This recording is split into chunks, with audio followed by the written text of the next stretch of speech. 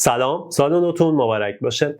ویدیو پادکست امروز در رابطه با موضوعیه که احتمالاً تو نگاه اول خوشتون نمیاد و میگید که این چه ویدیوییه، اصلا این چه موضوعیه، چرا باید در مورد این صحبت بکنیم؟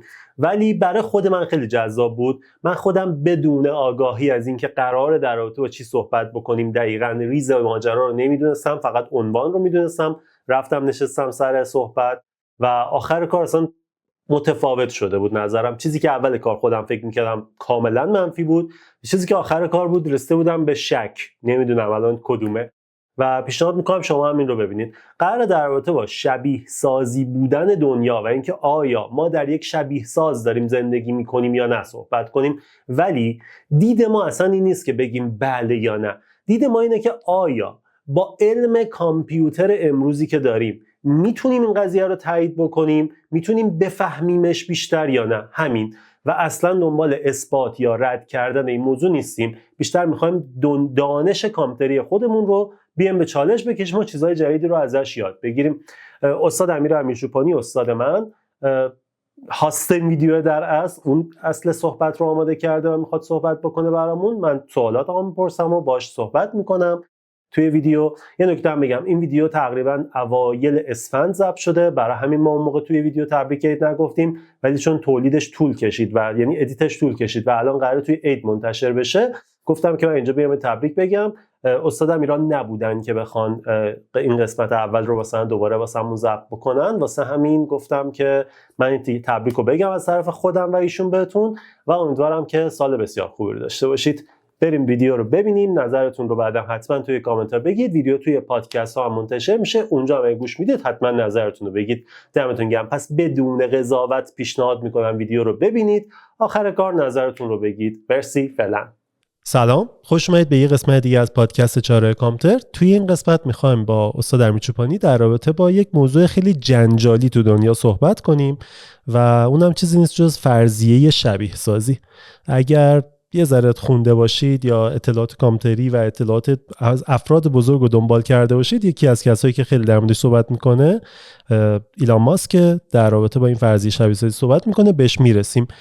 فرضیه اصلی رو یه آقایی به اسم یه فیلسوف سوئدی به اسم نیک باستروم داده، ولی ما نمیخوایم بریم بحث فلسفی بکنیم، میخوایم بریم بحث کامپیوتری کنیم، ببینیم که اصلا امکان پذیر هست یا نیست. بریم صحبت کنیم. سلام استاد، خوش اومدید. سلام، مرسی. منم سلام عرض میکنم به تمام بینندگان. بله، گفتیم و همیشه میایم در رابطه با علم کامپیوتر و شبکه و اینا اونقدر که بلدیم صحبت میکنیم. بیایم حالا این دفعه در رابطه با استفاده از این معلومات تو زندگی عادی و تجزیه تحلیل زندگی با توجه به اون معلومات صحبت کنیم. بالاخره این اطلاعات یه جا استفاده شه، فقط نه اینکه بریم اینترنت رو برقرار کنیم، شبکه رو پیاده کنیم. اصل قضیه زندگی که داریم میکنیم، اینترنت رو قطع کنیم، فیلتر کنیم، از این کارا هم میکنیم. آره خب بعضی از معلوماتشون در اون جهت استفاده میکنن. خیلی خوبه، بریم شروع کنیم. من فقط واسه اینکه بچه‌هایی که نمیدونن مثلا اطلاع کسب کنن، میتونید حالا از چت جی پی تی بپرسید، ذره سرچ بکنید. اگه میخواید در مورد فرضیه اصلی بدونید، اسمش فرضیه شبیه سازیه و ایده اینه که آقا اگر ما انقدر قدرتمند بشیم که بتونیم یک شبیه سازی رو درست بکنیم که توش یک دنیای واقعی در جریان هست، از کجا معلوم که ما خودمون توی یه اینجور شبیه سازی نباشیم؟ شاید ما خودمونم داخل شبیه سازی هستیم که بشر آینده شاید مثلا بیگانگان یا حتی یه هوش مصنوعی اومده این دنیا رو ساخته و ما داریم توش زندگی میکنیم. خیلی سخته نه؟ البته خب حالا از چت جی پی تی و معلومات و مقاله ها اینا بخوای استفاده کنی زنجو خوشمالی، من ترجیح میدم که به اونا رفرنس ندم، یعنی بیام چرخو میگن دوباره ابداع کنیم. حداقلش میگم که ما خودمون اون معلوماتی که داریم رو استفاده کنیم، همین چیزایی که یاد گرفتیم که خیلی ساده تر باشه، چون شاید بریم سراغ مقاله‌ای یه سری اطلاعات فیزیکی و نمیدونم کوانتوم فیزیک و اینجور چیز میذار بگی که خیلی سر در نمیاریم ازش. به همین دلیل چیزای خیلی ساده بر اساس همون پیش بریم و ضمناً من قصدم اینه که روشن کنم که ما با توجه به معلومات کامپیوتریمون، اینجا تبلیغ علم کامپیوتره، چقدر راحت تر از یه فیزیکدان میتونیم تجزیه تحلیل کنیم. و میخوام بگم که فیزیکدانا چندین سالیان سال سر کار بودن یه چیزایی رو درک کنن، از نظر من حداقل در صورتی که اگه یه خورده کامپیوتر میدونستن، خب قدیم که نمیشد، کامپیوتری وجود نداشت، خیلی راحت تر میفهمیدن که چه خبره، اصلا این همه آزمایش و نمیدونم تحقیقات و سر کار رفتن و این همه هزینه کردن نیاز نبوده. خیلی عالی. 2 تا فیلم من قبلش پیشنهاد بدم که حتما ببینید و بعد بیایید این ویدیو رو ببینید. یه دونه اینسپشنه که قطعا بهش رفرنس هم میدیم اینجا در موردش حرف بزنیم. یه دونه فیلم ارایواله و پیشنهاد میکنم حتما این دوتا رو ببینید. شما ارایوال دیدید؟ نه ولی ماتریکس هم به هر حال هست. ولی باز دوباره میگم حتی یه کسی که علم کامپیوتر داره، حتی این فیلم ها رو هم ندیده باشه، خودش میتونه ایده خیلی بهتر از این فیلم ها داشته باشه.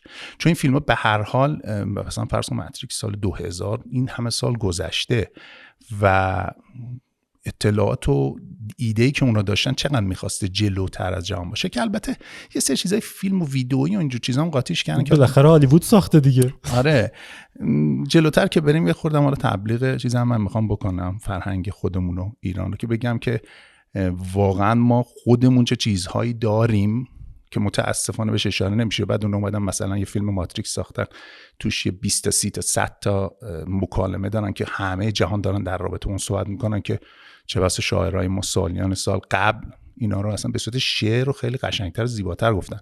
علاوه که من خودم اصلا علاقه به شعر ندارم، ولی خب به هر حال واقعیتی وقتی وجود داره چرا بهش اشاره نکنیم و چرا بهش نبالیم که یه همچین چیزی ما داریم که متاسفانه توی جهان خیلی میدونن، اونایی که واقعا علم خوب دارن اینا رو میدونن، ولی حداقل ما خودمونم به عنوان یه ایرانی اینا رو بدونیم و چه بس ازش استفاده هم بکنیم. خیلی عالی. خب ما سر و پا گوشیم، شروع کنیم. خواهش میکنم. استارت کار از این میخوام بزنم که خب ما توی کامپیوتر میخوام، یعنی گفتم همون بر اساس همون چیز پای استپ با استپ، چیزی که کامپیوتر یاد گرفتیم بریم جلو و از اون استفاده کنیم. نمیخوام رفرنس بدم به جایی، چیزی که میشه خیلی راحت دید و جلو چشمونه. مثلا ما توی کامپیوتر تو بحث ویندوز اگه بخوایم بگیم قابلیت آدیتینگ داریم، توی تمام دیوایس ها اینو داریم که تمام اتفاقاتی که رخ میده رو ثبت میکنیم و اگه میخوایم همه رو یه جا به صورت متمرکز داشته باشیم یه سیسلاک سرور میزنیم. پس همه اینا رو ببینیم ما داریم سعی میکنیم همون اصطلاحاتی که توی کامپیوتر شبکه یاد میگیریم و همه رو همینجا استفاده کنیم. ببینید چقدر ساده میشه تجزیه تحلیل کرد. خب یه سرور مرکزی میذاریم، سیسلاک سرور، همه چی اونجا هست و هر اتفاق رخ داد میتونیم برگردیم به اونجا و رفرنس بدیم. خب اینجا این اتفاق رخ داده، این دستگاه این کار کرده. خب در قدیم و تمام ادیان و مذاهب و هر چی که هست اومدن گفتن که شما هر کاری که بکنید تو زندگیت در آینده معلومه. مثلا میان میگن که وقتی رفتی اون دنیا دستت میاد شروع میکنه حرف زدن که تو این کارو کردی اون کارو کردی. خب اون موقع کامپیوتر وجود نداشته که بخوان اینجوری بهشون توجیه کنن که همه چی ثبت میشه. ولی خب الان خنده داره واسه ما، مثلا ما مردیم دستمون بخواد بیاد بگه که تو فلان روز فلان کار بد یا خوبو کردی. خب همه چی ثبت شده دیگه. سایترش اصلا همین ویدیو رو میذارن میگن ببین تو داشتی این کار رو انجام میدی. به اقتضای زمانه حرف زدن اون موقع دیگه. بله. الان باید به اقتضای زمانه خودمون پس حرف بزنیم. به اقتضای زمانه‌ای که دیگه همه چی رو ساده میکنه. ببین قبلا طرف نمیتونست قبول کنه که دستش بیاد حرف بزنه. هزار تایی میگفتم بابا این کارو میکنه، قابل قبول نبوده. منطقاً که فکر میکنه کسی نمیتونسته قبول کنه. ولی الان به چیز پیش پا افتاده است. الان به من بگن که بعد مثلا 100 سال کل اتفاقاتی که لحظه به لحظه تو زندگی رخ داده رو بهت خواهیم گفت، میگم خب معلومه دیگه همه چی یه جا ثبت شه، خیلی راحت همه چی میشه دید دیگه. یا مثلا این قضیه که میگفتن چه میدونم یه دونه فرشته این ورته یه فرشته اون ورته، کارهای خوبه تو داره مینویسه کار بعد تو داره مینویسه، حالا طرف مثلا میخواست که کارو کن تو نگاه نکن بزن من کار. خب الان دیگه این قضیه وقتی کسی کامپیوتر چیز ساده بلد باشه چیزی نیست واسش که خب همه چی داره ثبت میشه دیگه، لازم نیست همینجا ببینی داره اون سرور مرکزی همه اطلاعات ثبت میکنه. البته اینا من بگم من اصلا نمیخوام هیچ چیز دینی رو اثبات یا رد کنم توی این ویدیو و اصلا هم اگه حالا رفرنس میدیم به خاطر اینکه اونا گفتن. ببینین اگه بخواین میشه اینو با توجه به کامپیوتر و علم کامپیوتر راحت تجزیه تحلیلش کرد، ولی هیچی نمیخوام اینجا رد کنم یا تایید کنم و اصلا هم نمیخوام از لحاظ مذهبی بیام وارد کار بشم. همه چی کامپیوتری و دوست دارم تمام بیننده هم هر نظری که دارن علمی، فقط هر چیزی که مربوط کامپیوتر هست، حالا اگه از علم فیزیک و اینا میخوان رفرنس بدن هیچ مشکلی نیست، از اونجا هم بگن. ولی هر چیزی هست و هر نقدی هست خب میتونه نظر ما اشتباه باشه. یه ایده است، اینجا فقط میخوایم نظر بدیم، دنبال اثبات چیزی هم نیستیم. بیان بگن خب اگر این ریختی فکر کنیم میتونه این اتفاق رخ بده. کما که حالا جلوتر که بریم یه توضیحاتی هم میدم که همه اینا رو که ما داریم میگیم فکر اینه که یه دنیایی در آینده وجود داره، ولی خب شاید هم وجود نداشته باشه. شاید اصلا همه این دنیا چیزی باشه که تمامش میره. منطقی وقتی فکر میکنیم هر چیزی امکان پذیره، کما که دلیل میارم براش. خیلی هم عالی. من هم دقیقا این نکته خیلی خوب بود گفتید. اصلا قصدمون اینجا این نیست که تایید بکنیم، رد بکنیم یا هر چیزی. اینا یک نظریه است، ما هم به عنوان یک نظریه داریم میگیم، ولی داریم سعی میکنیم که ذره کامپیوتری بگیم و خوشگل‌تر با این دید حداقل بچهای کامپیوتری آشنا بشن و یه ذره چیز میز بیشتر یاد بگیریم.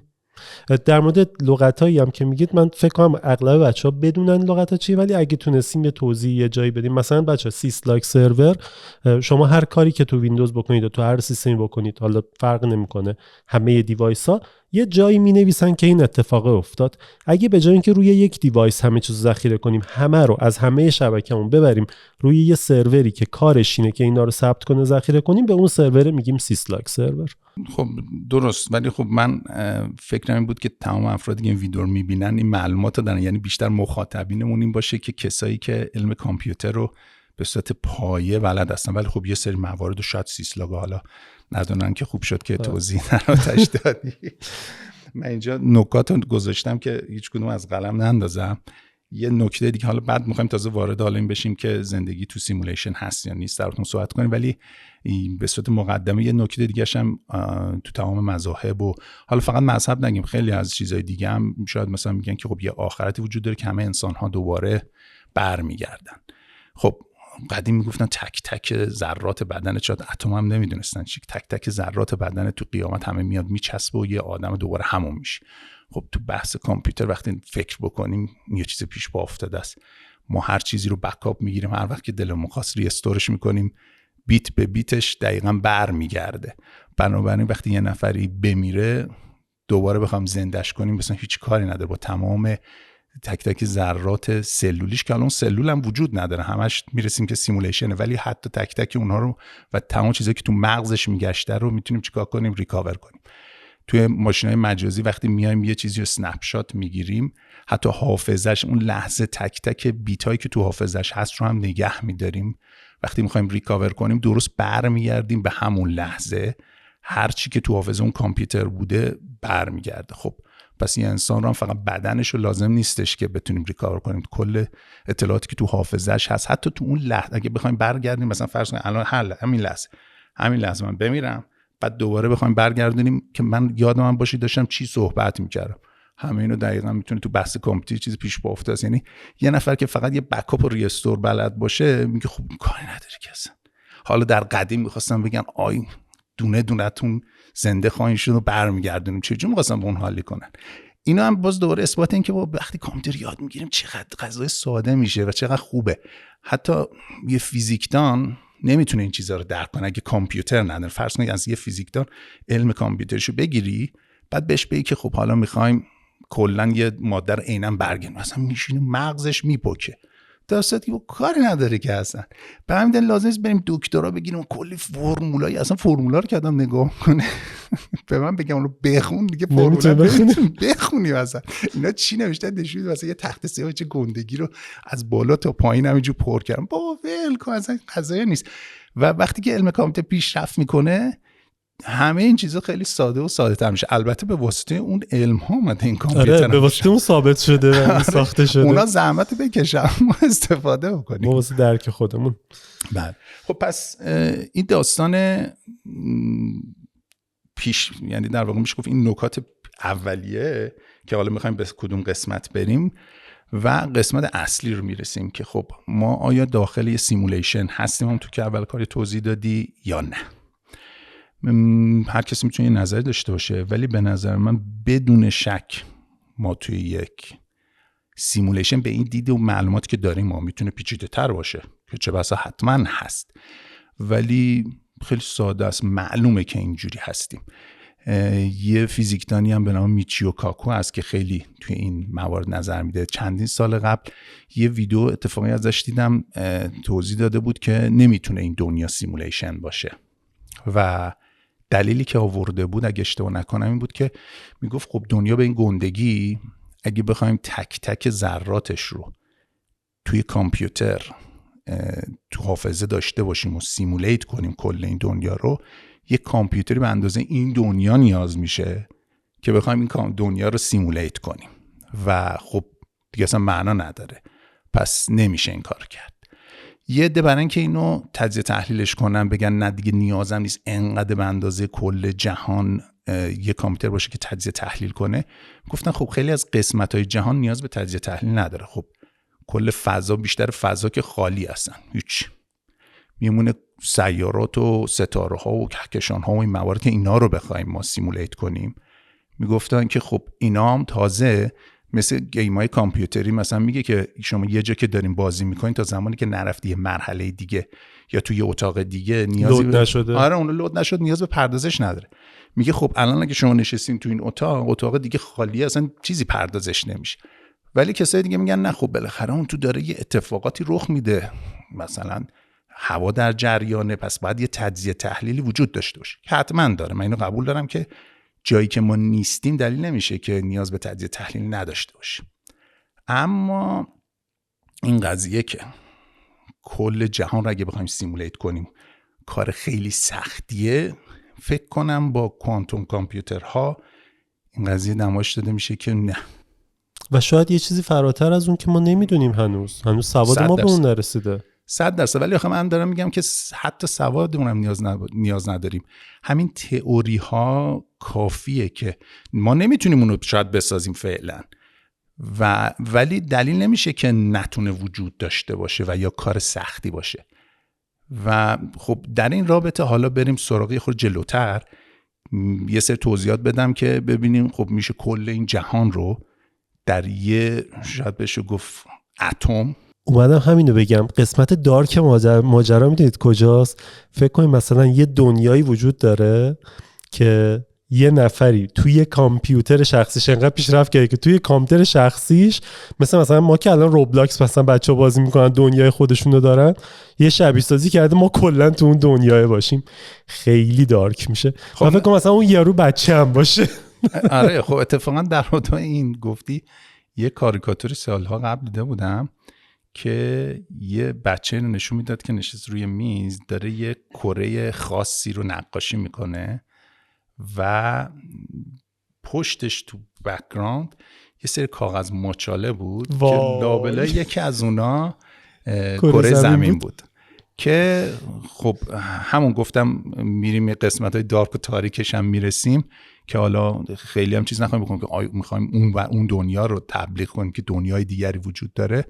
نه خب اگر به دید ما این دنیا سیمولیشنه، ممکنه یه سیمولیشن ایجاد کردن بعد ولش کردن اونجا به امان خدا و فکر کنم تو همون ول شده هم یه قسمتشو خیلی بیشتر ول کردن. نه مایم تو ایران. نه دیگه خب وقتی ولش میکنی بالاخره یه چیزایی میره به سمت خودش، چون دنیا به سمت بی‌نظمی میره. بقیه دنیا داره درست کار میکنه، ما تو ایران و خاورمیانه گیر کردیم. بالاخره یه جایی آره خلاصه همونطور که گفتم ما دنبال نیستیم که بخوایم همه چیزو به جنبه مثبتش اثبات کنیم. نه چیزی هم مثلا نمیخوایم اثبات کنیم، فقط میخوایم نظر بدیم، چه بسا تو نظرمون غلط باشه و دوستان تو بیا نظرهای دیگه بدن، فیدبک بدن، ببینیم چه خبره. قبل از اینکه حالا باز بریم نکته سیمولیشن رو بیشتر تجزیه تحلیلش کنیم، یه توضیح دیگه در رابطه با جهان ماده و اینا بدم. خب بشر در ابتدا شاید فکر میکرد که کوچکترین ذره ماده که خاکه، حالا هر چی که هستش. بعد رسیدیم به اتم. زمان ما تو مدرسه گفتن خب اتم الکترون داره، پروتون داره، نوترون داره. بعد جلوتر که رفتن گفتن خب اینها میتونه به اجزای کوچکتری تقسیم شه. دیگه نهایتا اومدن گفتن الان ذره هیگز و بوسون هیگز و این موارد. بعد اومدن هاردون کولایدر ساختن، یه زیر زمین 70 کیلومتر رو کندن، یه دایره درست کردن که شتاب دهنده ذرات رو شتاب بده، به سرعت نور برسونه و بعد این ذرات رو به هم بکوبونه، ببینن که خب ذرات بنیادی تر چیه و برسن مثلا حالا کوارک و بعد ذره بوسون هیگز و آخرش این اواخر رفتم نگاه کنم چون چند سال پیش خیلی نظرم جلب کرده بود که یه سری تئوری هم بود که مثلا ماده تاریک میشه و شاید کل جهان دوباره بخوره و صفر شیم و که اون علکی بود. ولی نهایتا گفتم خب بریم به کجا رسیدن. هر چندگاهی وسط کار یه مشکلی پیش می اومد و دستگاه قطع میشد، گفت نه بابا این هم هزینه کردن، چون شاید بشه گفت بیشترین هزینه که بشر کرده و کشورها دارن کار میکنن توی این هاردون کولایدره. بعد این اواخر دیدم که رسیدم به اینجا که خب نه چیزی نمیرسیم این فعلا چیزی به دست نیاوردن، گفتن خب دیگه نداریم چیزی. اما خب حالا اگه بخوایم بحث کامپیوتر به دید کامپیوتر نگاه کنیم، ماده‌ای وجود نداره، اینا دنبال چی هستن من نمیدونم. البته از روی نتایجشون به چیزای دیگه میرسن و من نمیخوام حالا کار اونها رو لغو، ما کی هستیم که حالا بخوایم کار اونها رو بگیم به درد نمیخوره. اما اگه کامپیوتری به قضیه نگاه کنیم، آخرش اینه که ماده‌ای وجود نداره و همه اینا انرژیه و هر چقدر اینا رو ریز و ریزترش کنی آخر سر انرژی میشه. که الان شکاف هسته انجام میدن، ماده تبدیل به انرژی میشه و بمب اتمی میسازن و این موارد که سالیان قبل این کارو کرده بودن. حالا اینا میخوام برن ریزترش رو نگاه بکنن و به کجا میرسن، میگن اگه بریم به ریز و ریزتر برسیم شاید برسیم به آفریدگار و هر چیزی. حالا دنبال دقیقاً چی هستن از لحاظ علمی اونو خودشون هم چه بسا میگن نمیدونیم، میگن از روی یافته هامون بعدن استفاده های خیلی بهتری میشه. حداقلش اینه که خب دانشمندا اینقدر اومدن ریز شدن روی ذرات، ما کامپیوتر رسیدیم خب به استوریج های خیلی کوچیک و جمع جوری که چندین ترابایت رو توی یه هارد دیسک کوچولو یا SSD بگیم میتونیم ذخیره کنیم. از این لحاظ برای ما خب خیلی خوبه دیگه. اونو اومدن کلی تحقیقات کردن که رسیدیم به علم نانو. حالا اینا دیگه میخوام برن ریز و ریزتر شن. حالا پس هرچی که این اومدن ریز و ریزتر شدن آخرش فعلا به ذرات دیگه نرسیدن. حالا اگه ذره دیگه هم باشه من میگم خب چون هر ذره‌ای که داری میتونی نصفش کنی، اونم میتونی نصفش کنی. اگه همینجور نصف بکنی هیچ وقت به صفر که نمیرسی، بالاخره همینجور هی نصف و نصفتر میشه دیگه. ولی اینو حالا هر چقدر نصف میکنی یه جایی هستش که اون ذره میرسه به اون منشأ اصلیش که اون انرژی باشه. پس اگر این دنیا سیمولیشنه و چیزی که تازه ما میبینیم، حالا ما میگیم انرژی، شاید یه چیز دیگه ای باشه ولی دیگه ماده وجود نداره، چیکار داره میکنه؟ خب همه این چیزا انرژی و با انرژی داره پیش میره. همون ماده هم در واقع انرژیه ولی خب ما به دید ماده میبینیمش. یه انیمیشن باحالی هست، یه احتمالاً دیدید، یه سری مکعب هی میچرخه بیاد بره توی یه سوراخ، هی کوچیک‌تر میشه و این هیچ وقت تمام نمیشه. بله. چون که مدام هی یه ذره بیشتر زوم کنی انگار همون اتفاق داره میفته. پس یه اینجور چیزی فکر میکنیم که آقا بالاخره اونم دوباره همون قد که تا الان شکاف خورده توی یک سطح دیگری میتونه این شکاف رو بخوره و کوچیک‌تر بشه.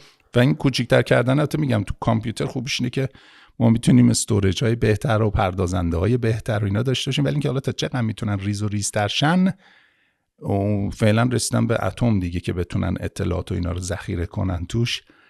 آیا از اون هم کوچیکتر ممکنه بشن؟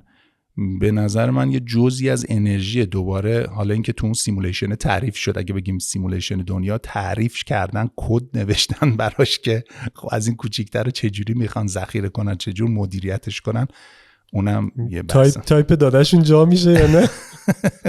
دقیقاً. بچه‌های برنامه‌نویس میدونن. حالا تو هم بحث سیمولیشن قبلش یه چند تا نکته جالب دیگه هم بگم. یه سری تئوری هست که خب میگن که زمان وجود نداره.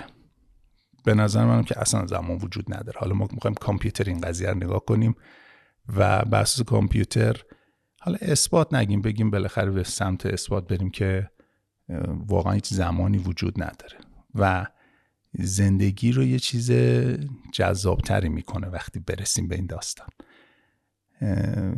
اول بذار با اینجور شروع کنم.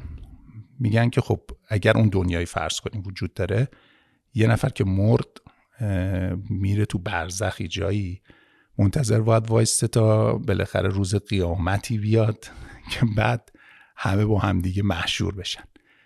خب تو برزخه چی کار میکنه خیلی‌ها میگن، ولی کامپیوتری نگاه کنیم اول از همه این که یه نفر که مرد خب فریزه، مثل اینمون که میخوابی، خب هر بار که ما میخوابیم انگار که مردیم، هرچند حالا تو خواب واسه خودش داستان خاص خودشو داره، ولی خب وقتی که خوابیدی یه روز دیگه بیدار شی، یه سال دیگه بیدار شی، 100 سال دیگه بیدار شی که متوجه نمیشی که از دور اطرافت میفهمی چه اتفاقی رخ داده.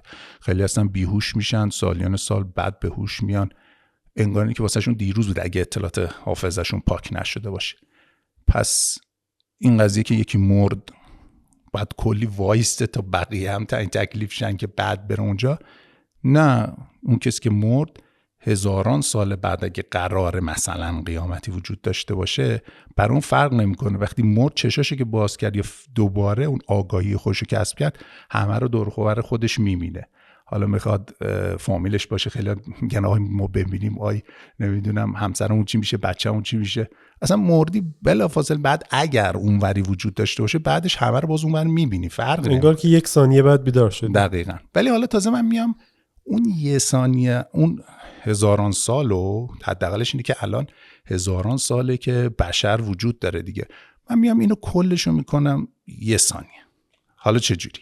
با کامپیوتر. خب ما ساده ترینش یه فیلم 3 ساعته رو اگه فست فوروارد بذاری چقدر پخش میشه؟ 2x بذاری 1.5 ساعت. حالا برو 1000x، بالاخره میتونی بذاری دیگه، پخش میشه. خب از کجا میدونیم که الان این دنیایی که ما داریم حس میکنیم و یه زمانی که تازه من میگم وجود نداره، ولی ما برای مقایسه و یه سری ایجاد هارمونی ها این زمان رو برای خودمون به وجود آوردیم. من میگم که خب شما این 100,000 سال هر چقدر که میخوای برای بشر حسابش کنی، اصلا میلیاردها سال برای کل این جهان رو، همه رو اگه با سرعت خیلی بالا پلی کنی میشه در کسری از ثانیه کلش پلی شه دیگه. پس کل این زندگی از کجا میدونی که در واقعیت دیگه 1 ثانیه نیست؟ چجور میتونی اثبات کنی که این واقعا میلیاردها ساله؟ وقتی تو کامپیوتر سرعت رو ببری بالا، پس یه کسی که از بیرون این جهان رو به وجود آورده، اگه واقعا این باشه، خیلی میگن نه این جهان اتفاقی، من بحثی ندارم دراتون، اگه یه کسی به وجود آورده کل این جهان رو میتونه در عرض دید ما بگیم 1 ثانیه از اول تا آخرش رو پیش بره، خروجی رو بگیره.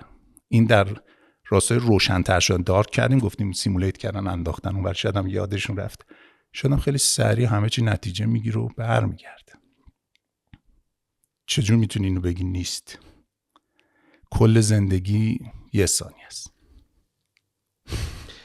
سر ویروس کرونا که پخش شد، برای اینکه بتونن درمان واکسن براش پیدا بکنن، اومدن شروع کردن روی این علم‌های جدیدی که کار کردن و خب از اونجا بود که اصلا هوش مصنوعی یهو جون گرفت دیگه، چون همه چی اومد روی اون و شبیه سازی هایی که لازم بود قبلا توی مثلا 100 سال صورت بگیره رو تو 1 سال انجام دادن. شبیه همینه دیگه، فرض کن داله همینه ببریم بالاتر. چون انتها که نداره، سرعت هر چقدر دلت میخواد میبری بالا. حالا در تو یه گیم صحبت کنیم. مثلا ما قدیمی می‌بینیم FPS چقدر ما قدیمی می‌بینیم فیفا بازی می‌کردیم، بعد می‌گیم خب داره آدم میدوه، کند بود برامون، در صورتی که سرعتش از این ور زمین تا اون ور زمین یه آدم عادی بخواد به دوه، خب یه زمانی داره دیگه. اگه خیلی دقیق تولید کنندگان اون گیم طراحی کرده باشن، باید یه کاری کنن که اون سریع‌ترین فوتبالیست بتونه از این سر زمین تا اون سر زمین، مثلا چه می‌دونم حالا 15 ثانیه 20 ثانیه طول میشه، هر چقدر که هست 15 ثانیه که نه 90 متر اگه حساب بکنیم احتمالاً زیر 10 ثانیه شاید بتونه بدوه. اگه داره اونو درست میگم تو گیم هم باید این ریختی باشه، ولی ما واسه اون کند بود، می‌بادیم می‌ذاشیم فستست سریع‌تر می‌ذاشتیم، بعد مثلا 45 دقیقه نیمه شاید در عرض 5 دقیقه 4 دقیقه تموم میشد دیگه. خب پس ما خودمون یه جایی داریم خودمون فست فوروارد می‌کنیم، یه وایس یه نفر که اومده پلی میخوای بکنی میذاری 1.5x سری تونتون بگه اطلاعات سری بگیری. بنابراین اگر این دنیا رو سیمولیشن در نظر بگیریم همه چی خیلی سریع پیش میره، ولی ما اینجا گیر کردیم بر اساس سرعت مغزمون و بر اساس اون درک میکنیم و این زمان یه پارامتریه، یه المانیه برای اینکه ما انسان ها بتونیم یه هارمونی برای خودمون ایجاد کنیم که اونم در واقعیت حالا بر اساس گردش خورشید دیگه. خب میگم خورشید، گردش زمینه دیگه. زمین که یه دور میچرخه دور خودش بگیم 24 ساعت، یه دور کل خورشید و دورشو گشت مثلا میگیم 1 سال. بعد میام اینو تقسیمش میکنیم تا میرسیم ثانیه. خب این ثانیه از کجا اومده؟ بر اساس گردشون. پس بر اساس هارمونی که توی جهان وجود داره ما اومدیم اونو ساختیم. آخرش الان میان میگن ساعت اتمیه بر اساس حرکت ها و چرخش های الکترون ها و تو اتم. خب پس اون چرخ باز دوباره داریم زمانمون از رو چی به دست میاریم؟ از روی گردش یه چیزی دیگه. پس بر اساس تعاملی که مواد و یا حالا اون انرژی ها و یا چیزهایی که تو اون سیمولیشن هستن با هم دیگه به وجود میارن، ما اومدیم زمان رو درست کردیم. و یه چیز جالب این میشه که خب اینا اومدن اینجوری زمان رو حساب کردن. بعد وقتی میان سرعت نور رو میسنجن، چرا نزدیک 300,000 کیلومتر میشه؟ چرا یه چیز عدد پرت و پلایی نمیشه؟ اینم یه چیز جالبیه. میشه 299,000 خورده. خب اون خورده ای هم شاید حالا یه چیزی هست اون رو درستش کنی بشه روند. چرا روند میان 300,000 کیلومتر میشه؟ چرا مثلا چه بگیم 300,000 رو مثلا 67 نمیشه؟ نه 300,067 و نیم و مثلا خورده و چرا انقدر روند در میاد؟ به خاطر اینکه اینا با هم دیگه جور در میان دیگه. و حالا الان بشر دنبال اینه که یه چیزی تولید کنه، یا حداقل ایدهش اینه که آیا میشه سریعتر از نور هم حرکت کرد؟ خب ما اگه تو سیمولیشن هستیم و تو کامپیوتر میگیم، ما تو کامپیوتر باید اون امکان تو اون گیم گذاشته شده باشه برای ما که ما بتونیم سرعت رو بیشتر کنیم. اگه نه، سرعت تبادل جریان ها و سیگنال ها توی اون کامپیوتر نمیتونه بیشتر از اون بره. پس شاید نتونیم مثلا به هیچ عنوان بیش از 300,000 کیلومتر در ثانیه حرکت کنیم، چون اصلا پردازشش امکان پذیر نیست. اون بچه باید به باباش بگه کارت گرافیکش عوض کنه. شاید بریم مرحله بعدی اونجا فرق کنه دیگه. اینجا اینجوری گذاشتن، بعد میگه خب حالا مغزت یا دیدت بهتر شد، اوکی شدی، یه پکیجی هستی که یه سری چیزات پیشرفت کرد، حالا ورد داریم ببریم مرحله بعد. کمون که میریم تو گیم‌ها که بازی میکنیم دوست داریم بریم مرحله بعدی، مراحل بعدی. شاید اینجا هم همینجور باشه، نمیدونیم که. خب تا اینجا بپذیریم که زمان وجود نداره، به خاطر اینکه میشه با خیلی راحت فست فورواردش کرد و بریم جلو. بعد از زمان بریم سراغ مکان. بله، مکان و فضا وجود نداره. اونم اگه بریم باز دو بحث سیمولیشن وجود نداره. ولی خب حالا بر اساس همین زندگی عادی، حالا این به کامپیوتر ربط نداره، یه خورده علم ریاضیاتی حالا هر چیزی که بگیم هست. فرض کن شما میخوای محیط یه دایره رو حساب کنی. خب تو مدرسه هم دیگه یادمون دادن دیگه، حالا بعضی خیلی یادشون شاید رفته باشه، 2PR یا 2PR 2 تا شعاع یا حالا PD، عدد پی ضرب در قطر که بکنیم محیط دایره معلوم میشه. خب حالا اگه قطر ما باشه 1، هرچی 1 متر 1 سانت ضرب در عدد پی. خب عدد پی چنده؟ همینطوری میگیم 3.14، ولی 3 یه خورده دقیق‌ترش ما بگیم 3.14 159، ولی عدد پی یه عدد ثابتی نیست، همینجوری داره اعشارش میره جلو. پس اگر ما یه قطری داریم به اندازه 1، کل این محیط دایره رو میخوایم بسنجیم، این محیط عدد ثابتی نیست. خب پس یعنی اگه اینو داریم میچرخونیم وصل میکنیم به هم اصلا وصل نمیشه هیچ وقت، چون همینجا عدد پی داره میره جلوتر. یه نکته بگیم، عدد پی ثابت هست ولی اعشار زیادی دارد و همینجوری ادامه داره و هی دارن بیشترشو در میارن. پس ثابت نمیشه که آخه. خب نه همیشه همین در میاد دیگه. خب نه از این لحاظ آره من منظورم از ثابت تموم نشدنیه، بی نهایت. دقیقاً. حالا تو ریاضیات هر چی که میخوام میگم، مثلا ما نمیخوایم وارد علم ریاضیات و اینجوری، میخوایم مثلا بحث کامپیوتری بکنیم، ولی حالا این یه مورد و یه چیز خیلی ساده داریم میریم. اینو من مشخصاً به خاطر اینکه اعداد رو اشتباه نکنم نوشتم اینجا. میان میگن که خب تا 11 تا اعشار اگر پی رو در نظر بگیریم، عدد پی رو، میتونیم محیط زمین رو به اندازه با خطای 1 میلیمتر حساب کنیم. اگر 38 یا 39 دیجیت اعشار حسابش کنیم کل جهان رو، محیطش رو میتونیم با خطای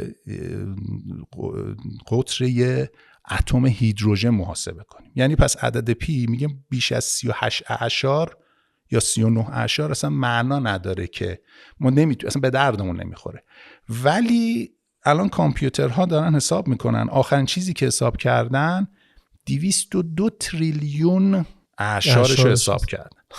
بعد سوال که پیش میاد خب اینا واسه چی دارن اینو حساب میکنن؟ میگن با به خاطر اینکه پردازشو چک بکنیم، قدرت پردازشمون رو به رخ مثلا بگیم. وقتی میخوان کامپیوترها مقایسه کنن، یکی از مواردش اینه که این کامپیوتر میتونه مثلا در عرض انقدر اعشار حساب کنه. خب همون بحث ثابت که گفتی، آره خب عدد پی رو هر وقت اینا حساب میکنن این اعشارش همیشه همون در میاد. ولی خب به این نتیجه یعنی اینو دیدن که هیچ چیز ثابتی توش وجود نداره، یعنی هیچ الگوی ثابتی توش نیست. همینجوری چیزای مختلف وجود داره، اعداد مختلف توش به وجود میاد. خب پس من دارم میگم که پس این دایره هیچ وقت به هم نمیرسه دیگه، پس داره همینجوری نزدیکتر میشه، ولی هیچ وقت به هم دیگه نمیچسبه. پس ما توی جهان ماده هیچ چیزی رو به هیچ چیزی احتمالاً نمیتونیم بچسبونیم. پس هیچ چیزی به هیچ چیزی چسبیده نیست. پس اصلا میگم این چیزا وجود نداره که با بخوایم حالا اینا رو به هم بچسبونیم اگه میخوایم مادی به قضیه نگاه بکنیم. چون اگر مادی نگاه میکنیم بالاخره من الان دو تا انگشتم گوشه اینا به هم چسبیده دیگه، ولی خب وسط اینا حتما یه فاصله وجود داره. هیچ وقت نمیتونی اینا رو به هم بچسبونی. چرا نمیشه؟ اگه دید ماده نگاه میکنیم باید اینا به هم دیگه بچسبن، اتم‌ها کامل به هم دیگه برخورد بکنن دیگه، دارن اتم‌ها رو برخورد میدن دیگه. خب اینو میتونیم باز یه جوری ربط بدیم که شاید به خاطر اینه که اصلا این ماده وجود نداره، اینا همه کد شده و ما توی سیمولیشنی هستیم. حالا این خیلی چیز دقیقی نیست، فقط یه نظره دیگه که اگه داریم دید مادی نگاه میکنیم یه سری چیزا اصلا گیج میزنیم، نمیتونیم مثلا جوابی براش پیدا بکنیم. یه ذره یکی واسه من درکش سخت‌تر از زمان بود. زمان خیلی راحت‌تر بود. اون کامپیوتر همون اتفاق خیلی خوب شد که گفتی. خب اون کامپیوتری خیلی راحت میفهمیدیمش. اینم من نمیگم ما خیلی میتونن اصلا اینو ردش کنن، ولی خب یه چیز خیلی ساده من میگم چرا من نمیتونم یه چیزی که گرده معلومه دیگه گرده دیگه، من چرا نمیتونم محیط اینو یه عدد ثابت، یعنی عدد کاملا مشخص و دقیقی براش تعیین کنم؟ همینجوری این عدد محیطشو بخوای حساب کنی هی عدد داره میره جلو همینجور دیگه. امکان داره توی جهان موازی به جای 3/14 یه عدد دیگه باشه؟ تو جهان ما اشتباه در اومده. خلاصه اینم یه چیز عجیبه برای من که این عدد پی و خیلی اعداد دیگه اینجوری هستن که بی‌نهایت، یعنی اصلا انتهایی ندارن و سر کاریم دیگه، گذاشتن سر کار. خب پس حالا در رابطه با اینکه همون مکانم وجود نداره، کل این جهان هر چقدر که میخوایم فاصله و هر چیزی که در نظر بگیریم، همه اینها رو اگه نصف بکنیم بعد نصف شده بهش نگاه بکنیم چه فرقی با حال ما میکنه؟ هیچ. 1% زوم دادیم انگار فقط. حالا داریم پس وارد کامپیوترش میشه. پس حالا LCD داره یه رزولوشنی داره دیگه، اون LCD رو با همون رزولوشن اگه کوچیک‌ترش کنی همون رزولوشن وجود داره دیگه، بعد کوچیک‌ترش کن تکنولوژی پیشرفت کرده، رزولوشن صفحه نمایش‌ها رو هی بردیم بالاتر. یه گوشه معمولی الان دیگه می‌بینی چه رزولوشنی داره. خب اگه بریم توی اون صفحه نمایش خب همون میشه که واسه اون فرق نمیکنه. من اگه برم توی صفحه نمایشی که رزولوشن فول اچ دی داره، فاصله ها برای من، چون منم کوچیک میشم دیگه، تصویر منم رفته کوچیک‌تر شده، فاصله ها برای من با اونی که توی یه مونیتور به چه گندگیه یکسان خواهد شد، چون هر پیکسل اندازش داره تغییر میکنه دیگه. حالا بحث همون اتم و اینا هم هست، اگه همون اتم رو کوچیک‌ترش بکنی همه چی ریزتر بکنی میشه دیگه، چه فرق میکنه؟ حالا بهتر فهمیدم. حالا یه جور دیگه بگیم، یه هارد دیسک داریم، هارد دیسک 2 ترابایت فضا توش جا میشه، حالا کردیم 4 ترابایت، حالا کردیم 8 ترابایت، همون اندازه.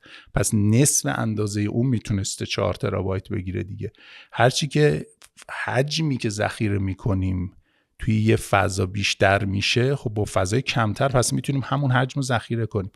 پس داریم فقط چگالیشو بیشتر میکنیم یا دنسیتیشو میبریم نه. بالاتر؟